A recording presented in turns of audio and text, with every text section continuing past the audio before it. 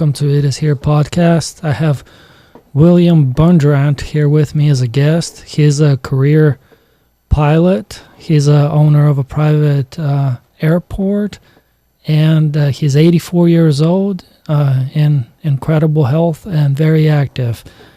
He's just going to talk about his life and his accomplishments and perhaps give us some tips on how to live our own life. Please welcome William. Thank you. Well, I guess we could start off. Grew up in a small town in Tennessee named Lawrenceburg, and it's about half between Chattanooga and Memphis. And my dad was an electrician and plumber. We lived on First Street in Lawrenceburg, Tennessee, and grew up like most of the other kids. We were out climbing trees and playing ball, doing the normal things that boys usually do at younger ages. But when I was around 13 in that neighborhood, I'd been building small model airplanes out of the little kits, with the balsa wood and the tissue paper. And is this what initially got you your interest in airplanes? Yeah, I mean, I think I was interested in them from the time I was old enough to know what one was, and that's just something I really enjoyed watching, and thought, well, that's what I want to do. I want to learn to fly an airplane. So I would go out when what was called cotton picking vacation. That they would let the school out, so the farm kids and all could go out and help get the crop in, the cotton and all. And back then, this was in the 50s. They were paying roughly $2.50 to $3 for 100 pounds of cotton that you picked. So I would go out, and I had a 13-foot tar bottom sack that really belonged to my mother. So I used that, and I'd pick about 200 pounds a day. So I'd make roughly $5 to $6 a day, depending on whether they were paying the $2.50 or the $3. So I just kept going with that. I had been in the Cub Scouts and the Boy Scouts also, and was active in that. So I would ride my bicycle out to Mr. Fleeman's place, who had a farm, and he had a 1,500-foot grass strip that he had made out of the middle of a cornfield, which had a power line at one end and a hedgerow at the other. So he had a little Ronica Champ, which is a two-passenger or two-place airplane with a 65-horse Continental engine in it. And he taught me to fly, which I think was some real good training, because you had to learn how to slip the airplane to come in over the power lines and get it down quick enough to land and get stopped in 1,500 feet. So he just trusted you to try to fly the plane, to learn on how to fly on it. Yeah, well, of course I had had to fly with him for about 4 hours until he thought I was ready to solo the airplane, and then they got a FAA inspector, who is a licensed inspector that can sign you off. And we went over to Pulaski, Tennessee, and I did about 3 landings, takeoff and landings, and then the inspector got out of the airplane. He said, "Okay, give me 3 landings, takeoff and landings." So I turned, got the plane door shut and taxied out, and I said to myself, "Okay, now you're in here by yourself. Let's see if you can get it done." Okay. So I took off and did 3 landings, 3 takeoffs, and everything worked out fine. So he signed me off, so I could get my student pilot's license. How old are you at the time? I think at that time it was 13 or maybe had just turned 14, but I believe I was still 13 at that time.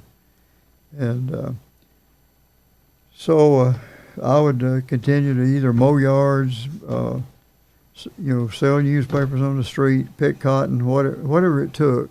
So were your parents struggling, or they? Well, my mother died when I was 13. She was in bad health.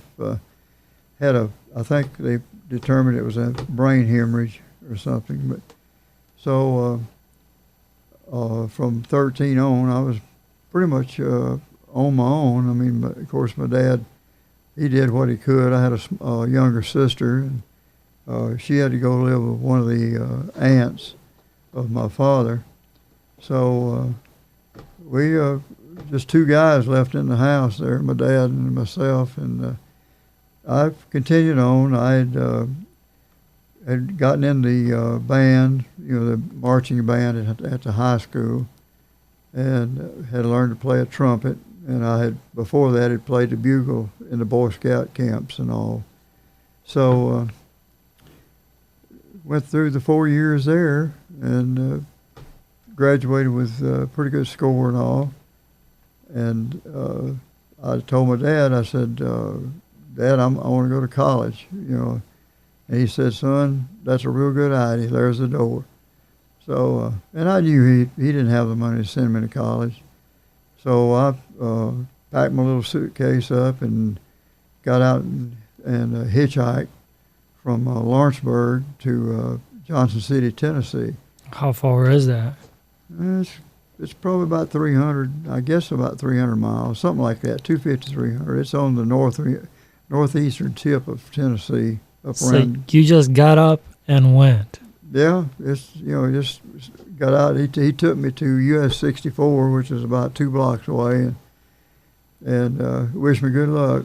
And so I had my little suitcase, and I got rides with different people, and that was interesting. I will say it was a lot safer back in the 50s than it is now to try to hitchhike.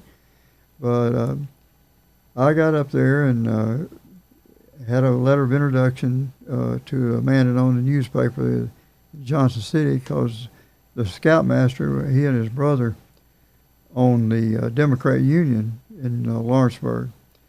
So he had given me a letter of introduction to Mr. Jones, I think it was, in Johnson City. So I got up there and went to see Mr. Jones. And he asked me, said, well, I don't really have anything open right now for a newspaper, but do you know anything about electricity or plumbing? And I said, yes, sir. My dad was an electrician and plumber, and I've had to help him rough in houses and do those things, so I can do that. So he sent me over to his cousin, and he hired me at $2 an hour, and this was in '56, and so I worked and stayed in a boarding house. I think, if I remember right, it was $15 a month for the room.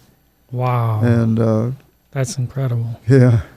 And then, I'd do extra little jobs and all, and so I worked that summer doing that and saved up enough money to pay my tuition for the year. So I took 21 hours a quarter, and the counselor was saying to me, says, that's too heavy a load. You're going to have a nervous breakdown. And I said, well, I'll tell you what, it's my money, and I'm here to get all I can get as fast as I can get it. So I went ahead with that and made good grades and played in the band, marching band, during the football season, and then we played concerts in the winter, and then in the summer I went out for track and run across country and pole vaulted. So I had a good time going to school, and everything worked out good. Quite an athlete there. Well, I was just active, let's put it that way. So when I finished my first year at East Tennessee State, I came home and got a job at Murray, Ohio Manufacturing at the time that summer. And they put me on the tricycle packing line where you packed in the cardboard boxes. You packed the frame and the wheels and the paraphernalia that goes with the tricycle and the boxes. And so I did that for roughly 3 months during the summer. And then I told my dad, I said, Dad, I'm going to go to Georgia Tech and study aeronautical engineering. So he said, son, that's good. You know, I'll talk to you when you can give me a call. So this time I had saved up a little money, so I rode a Greyhound bus from Lawrenceburg to Atlanta. And when I got to Atlanta, I had a wooden chest that I had my belongings in. So I threw that on my back and walked from the Greyhound bus station over to Georgia Tech and talked to them over there and got my applications in, and then started hunting for a room, to stay in, and I found a boarding house and stayed there during that summer, and I worked for a company called Southern Stay Right. It was a well pump company. We would rewind electric motors and do whatever it took to make the repairs and stuff on the motors, and then later on I got another job working at Fisher Scientific inside sales, and which was interesting. They sell all kind of instruments, chemicals and all for the high school, college, the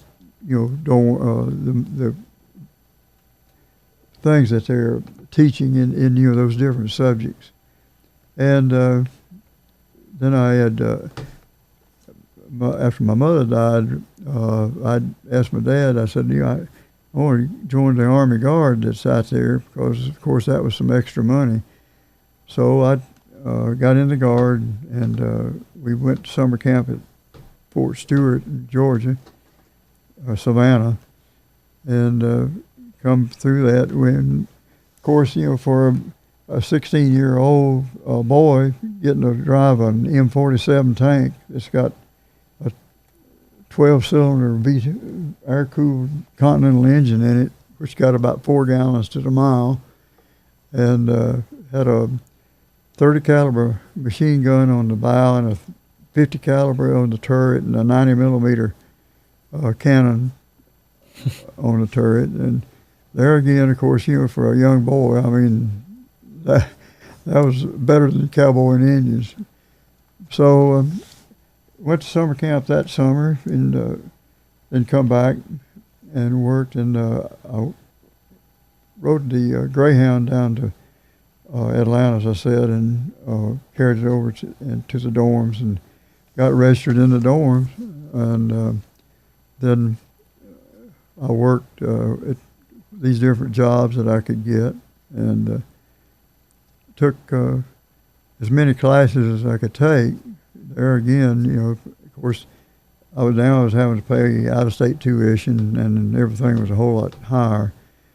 So after 2 years, or going through, roughly actually a year at Tech, and I'd also transferred to the Air Guard out of the Army Guard since I was interested in aviation.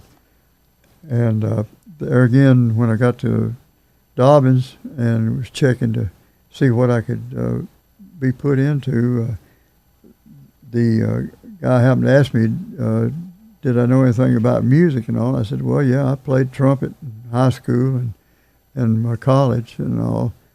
So he said, well, we got the 530th Air Force Band here at Dobbins, so we can sign you up for that. He gave me 3 choices. He said, we got the APs, the cooks, or the band. And of course, I said, I'll take the band. So that worked out good. I was honored to be flown to Arlington Cemetery at 2 different occasions to play taps at the military funeral in Arlington, and that was a great honor to me. And so after that, like I say, I went to Tech, and then I got they were changing aircraft at Dobbins, and they were going from the fighters, the 100s, to C-97s, Boeing's. That's a 4-engine transport aircraft. So they signed me up for Air Force pilot training, and I went to Laredo, Texas, and was in class 66B.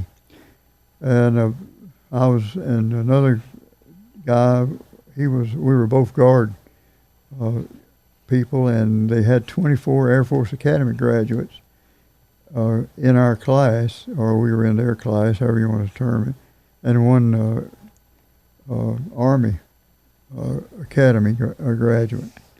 So got through that, ended up 3rd in the class overall. Wow. And come back to Dobbins and got checked out on the C-97, and then that was when the Vietnam War was going on, so we were hauling all kind of supplies into Vietnam. So we were leaving out of usually somewhere on the West Coast and flying into Nam to different bases in Nam and all. And they give us some interesting loads. Some of them were, I guess you'd say, kind of dangerous. We had one that had 10,000 pounds of gelatin and dynamite on it, and 2,000 pounds of 2.75 rockets. So we kind of felt like, well, one thing about it, if this stuff goes off, we won't never feel a thing, and we'll take whatever's under us with us. So the good Lord was with us, so we got in and out without a scratch, and I flew quite a few missions there, and then I went to work for Eastern Airlines in, I think it was October, I believe, of '66, and the 727 was new at that time, and got to go to, I started class in the 72, and at that time they were training you as a flight engineer and a second officer. And this here is the plane that you landed, and it didn't have a landing gear that was working. Right. Yeah, the right main landing gear had jammed. We had gone into Albany, New York, and when we got ready to leave and had our passengers on board, we took off and had a warning light come on. So we talked to ATC and told them, we got a problem here. We got a warning light. We need to level off and check this out and then decide what we need to do. So we got up 10,000 feet, leveled off, and I'm sorry. What year did this happen? This was 1989. In fact, it was November 29th of '89. So we were en route to Atlanta, and we had 22 elderly people on the airplane. We had 4 women with arm babies and 1 man with a full leg cast on from the hip to the ankle. So after we leveled off 10,000 and cycled a gear, we got a green light on the nose gear and the left main gear, but the right main gear didn't move. It still stayed lodged in the wheel compartment. So we talked to ATC and told them, well, we're going on to Atlanta. I decided we had 31,000 pounds of fuel on the airplane at that time. Well, I didn't want to dump that because we created a lot of pollution and all. And fuel is time. So the airplane was flying fine, and there was no problem with the controls. So we got in touch with Miami in Eastern headquarters, and informed them of what all was going on. And so they said, okay, we'll call you back in about 30 minutes. And so after about 30 minutes, they give us a call back, and the man I was talking to says, well, Captain says, I believe you got a good idea there. Just take it on into Atlanta. So I said, okay. So we got it prepared as well we could. We briefed the flight attendants that we wanted them to move the passengers to the left side of the aircraft, which that way, as I was planning on getting the plane down safely, the plane would have been leaning to the right, since the wing would have been touching the ground. So it was a lot easier to go downhill to get to the aisle than it is to come uphill. So, like I say, the flight attendants were beat for that. So they got that all prepared. And then when we got to Atlanta, I made a fly by the tower so they could get a good look at it and see what was up against. And so they after they observed it and all, they said, yes, sir, your right gear is stuck in the wheel well. So I said, okay, I'm declaring an emergency at this time. And you made an announcement to the passengers? Yeah, I told them, we're going in for the landing, and I want everybody, to check your seatbelts, make sure they're good and snug, and everything. We're going to do everything as best we can to get you down there safely. Was there a commotion from the passengers? Not too much. The flight attendants they had already briefed them and had moved them, like I had requested, to the left side of the aircraft. That we weren't a full load that day, which was fortunate. There was about approximately a half load, so everyone could sit on the right side. How many passengers were there? It was somewhere around 50 something. That's best I remember on that. So then, of course, declared an emergency, and at that time they were landing. The regular aircraft were landing to the west on runway 27, which as the center runway was 10,000 feet. So I told them that I was declaring an emergency, and I wanted runway 9 center, which would be the opposite direction of what everyone else was landing.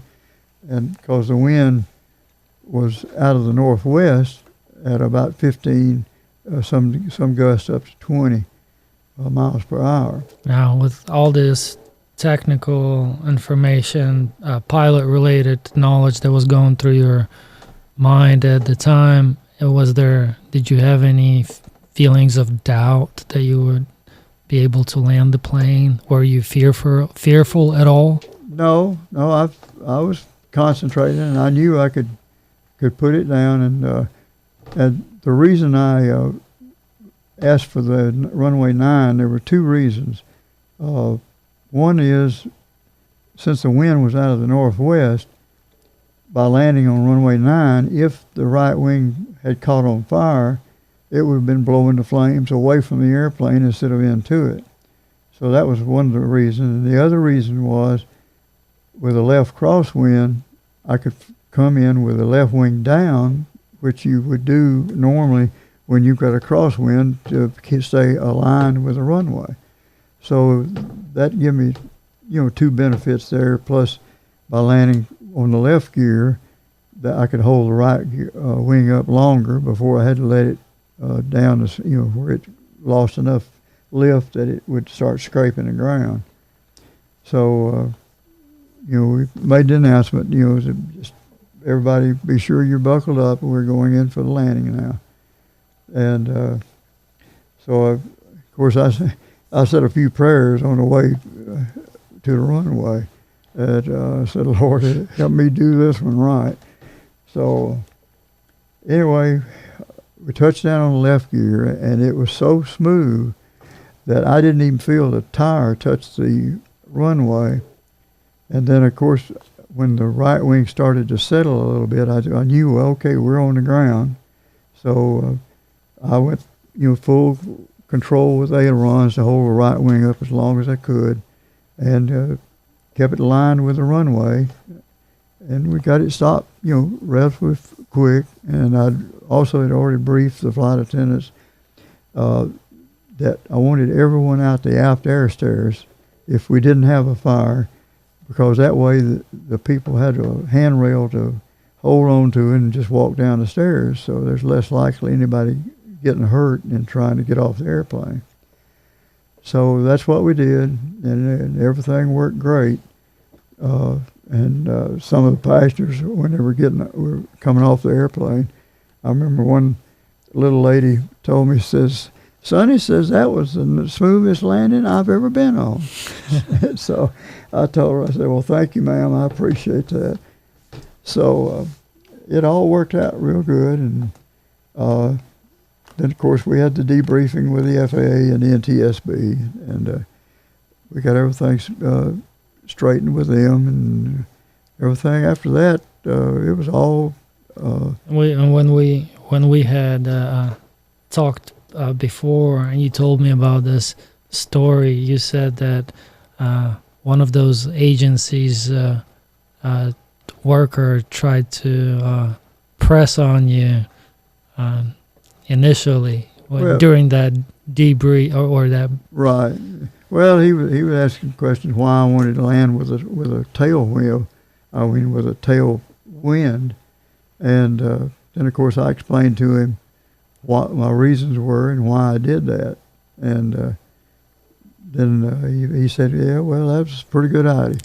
So, like I say, everything worked great for that. The fire trucks were right there as soon as we got it stopped. They were spraying foam on the wing, so everyone worked as a team. They did a really good job, and the passengers were real pleased with the treatment and the way everything was handled. So that turned out to be a really good day. And wow, that's an incredible story. That's really amazing. Yeah, it's there's times that you're going to have a mechanical failure, with a piece of equipment. I'm going to look at it. I've got approximately 30,000 hours of flying time, and I've only had to make that emergency landing with Eastern, and then there were one or two other times that had to do some little different procedures and all when we were in Vietnam, but that's just part of the game when you're in a war zone. Did you have any close calls in Vietnam? Well, there were a few. The time we were carrying that 10,000 pounds of gelatin dynamite and the 2,000 pounds of 2.75 rockets. You mentioned that you saw the enemy shoot at you while you were flying over. Yeah, you could see the muzzle flashes from the guns, and the only thing I can think of is they just didn't understand that you had to lead the airplane in order to hit it, because by the time, if you just pointed at the airplane, it's not going to be there by the time the bullet is. So there again, I thank the Lord for not letting those guys know how to handle those guns that good. So probably the Lord heard you. Yeah. Well, I'm sure he did. So, but like I say, everything worked out good for all of us, and of course, when I was a kid in Lawrenceburg and I had learned to fly that farmer's field, I'd said to myself, I said, someday I want to have my own airport where I can just go out the back door, get my airplane, and go where I want to go. And of course, I was about 13 or 14 then. So this is when you were 13 and 14, you had this dream to have your own airport at some point? Yeah, that was it. So back, I think it was in the 70s. I'm not positive as a date, but anyway, I bought 50 acres of land out here around Snellville, Georgia, just east of Stone Mountain.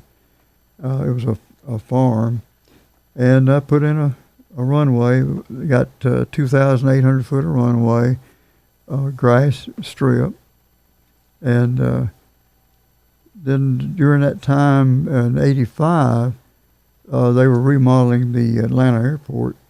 So my son went with me, and we went down and checked on some of the buildings that they were disassembling on the airport, and were able to buy some of the buildings and come in and take them down and haul them off over to the place I'd bought. And then one of the buildings I traded for a PA-16. That's a Piper Clipper. So ended up with that. It's a 1949 Clipper, and this is a tail wheel airplane, which I think a lot of because it teaches you how to really use the rudder and all in a landing, especially in a crosswind or when the winds are maybe a little gusty and all. So, can you tell me what's what kind of airplane that was again? Yeah, it's a Piper PA-16. It's a tail wheel airplane, and I think it had about an 85 horse or 90 horse Continental engine in it. And that's what I taught my son to fly in, and he got checked out, and then he went on to fly in the Navy and off the carriers. And one of the things that worked out great is when Eastern Airlines had to shut down. That was in '91, I believe. I went out to visit my son who was in San Diego, and I still have my military ID and all. So they give me a Navy flight suit and put me in a C-2 along with the other regular pilots, and we got to do a trap, which is a carrier landing, and a catapult shot. When you're shot off the carrier. And of course, I had a grin from ear to ear on that catapult shot because you go from 0 to about 150 miles an hour in roughly 2 seconds. So wow, that puts a grin on your face, especially if you're a pilot, and especially if you're an Air Force pilot, because that's something the Air Force just don't get to do. So the funny thing, when I landed the airplane in Atlanta for Eastern back in November of '89, my son, he was at the West Coast base, and of course this was all over the news. So the roommates he had did a video of the TV report on the landing and all.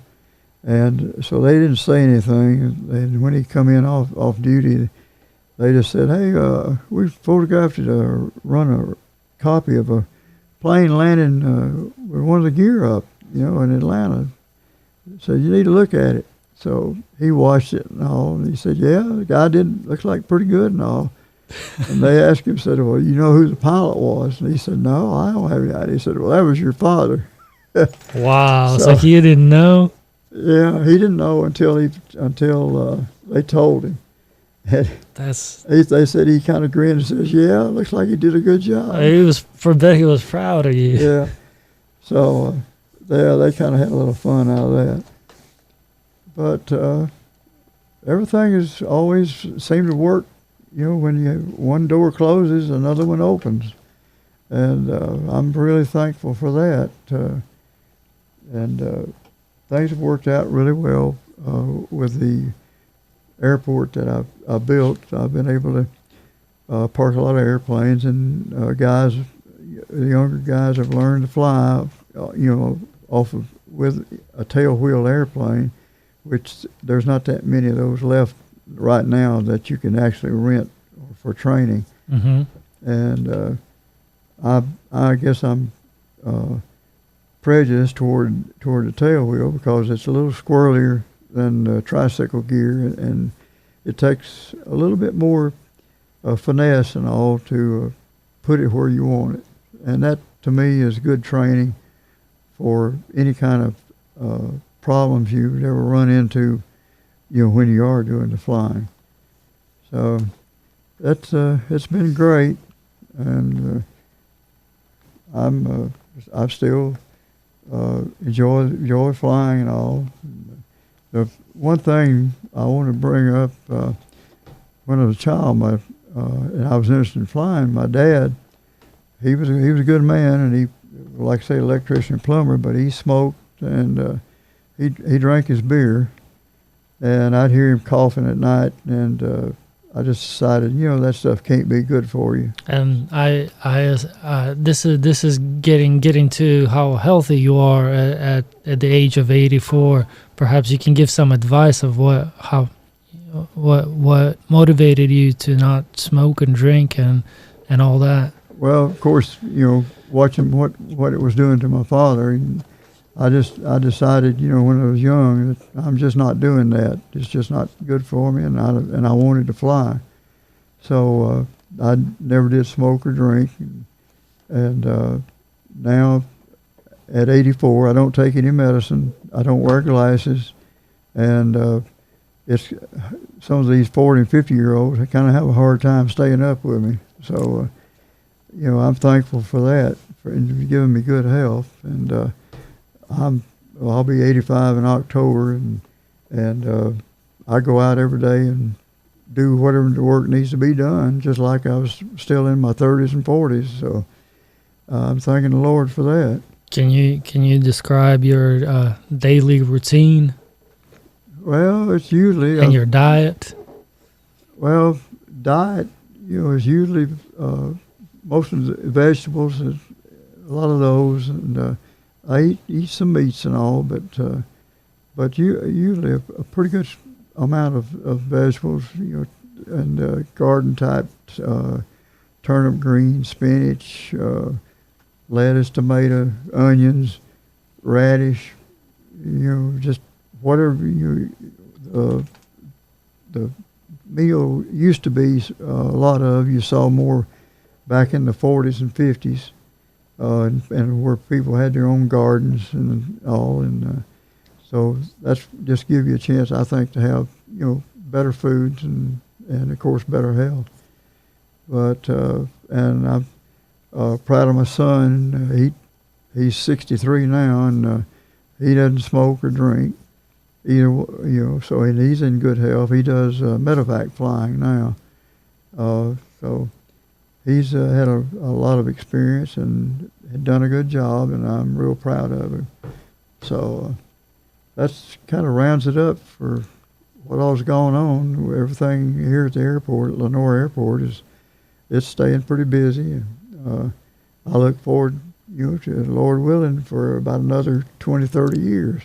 Oh, that's a great goal. What kind of before I ask that question, in all your years of flying and your pilot friends, have you ever heard of somebody seeing a UFO?